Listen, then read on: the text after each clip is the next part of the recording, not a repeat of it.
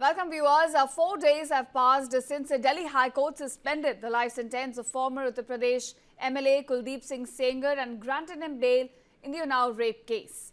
The survivor, who was in fact a teenager when the crime took place, continues a lone battle for justice.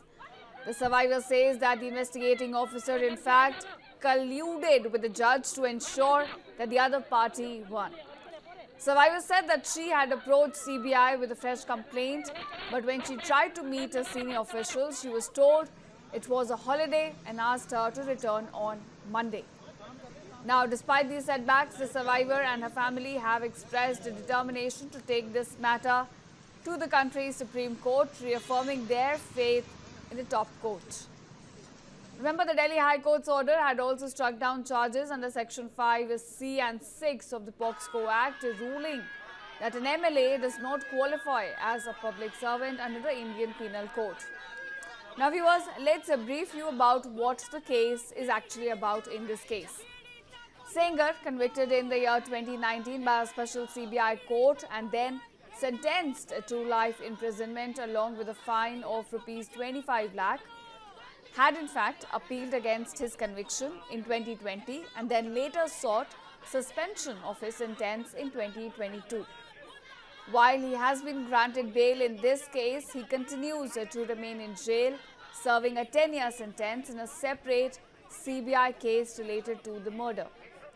The survivor and her family have strongly opposed the bail order, citing increased fear and insecurity. In fact, voices from the sporting community, including athlete Vinesh Fogart, have also questioned why convicts in heinous crimes such as rape are being granted relief.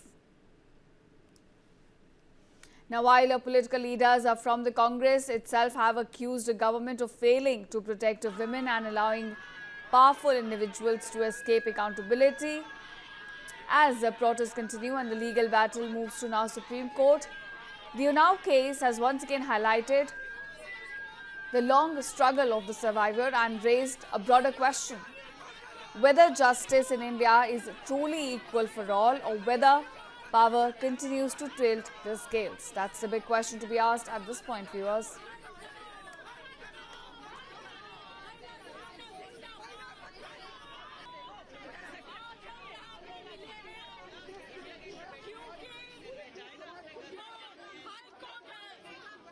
और मैं गई, मैं बैठी 1-1.5 घंटा। उन्होंने बोला कि आज छुट्टी है।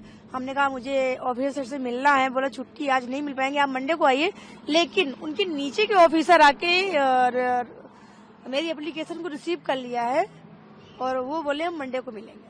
क्या कुछ है शिकायतों में? शिकायतें में ये कि आईओ ने उनके मेरे साथ गलत किया है, अपोजिट से मिलके और जज साहब से मिलके उसको केस में जीत दिलाई है, ताकि विक्टिम, एक रेप विक्टिम हार सके और उसकी हिम्मत हार सके, केस में आगे न बढ़ पाए, इसलिए ऐसा उन्होंने किया। हमारे साथ में आईओ सर बहुत तरीके से जज साहब से मिल चुके। बोले अधिकारी नहीं है, लोग तो एक आधा घंटा से ऊपर बैठे थे, ये अधिकारी इनका मिलेगा नहीं मिले। कोई कंप्लेन तो मेरी रिसीव कर ली ही, अब अधिकारी बोले मंडे को मिलेगा। देखो कब इनका अधिकारी मिलता है भाई। और सुप्रीम कोर्ट जाने को मेरे वकील साहब तैयार हैं, हम सुप्रीम कोर्ट पर भरोसा है। सीबीआई पहुंच गई है, पर सीबीआई अबे हमका जब सीबीआई मेरे सर के साथ खड़ी होगी सुप्रीम कोर्ट में, तभी तो हमको भरोसा मिलेगा। We are here on behalf of not just the Unnao victim, but on behalf of all the women of this country. We are asking the government to provide protection. We are asking the government to give justice to the victim. And today, when a government that talks about Beti Bachao, if they're not being able to do anything much for a heinous crime like the one that was committed with the Unnao victim, and lets powerful people get away because with their support, then there is a problem with our country. We are standing here near the parliament in New Delhi, which is called the rape capital of the city. It is a rape capital of the world. It is very, very embarrassing when the world thinks that India is not a safe country for women. If we cannot protect our own daughters, then we have no right to be in the government.